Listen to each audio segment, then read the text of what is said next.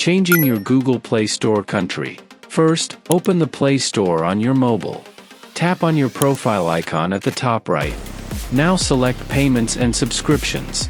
Tap on the first option, Payment Methods. Here click on the last option, More Payment Settings. This will redirect you to a web page.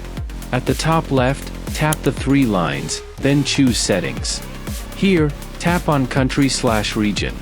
A new option will appear, Create a new profile. Don't worry, you don't have to create a brand new account, you just need to update your country and address. Now tap Continue. Select your new country, for example, I'll choose Australia. Then tap Continue again. At the bottom, you'll need to fill in your address, suburb, state, and postal code. Take a moment to type those details. Once done, click Submit. Now you'll see that under the same email, a new payments profile has been created. Tap on View Profile, and boom, your Play Store country has changed from India to Australia.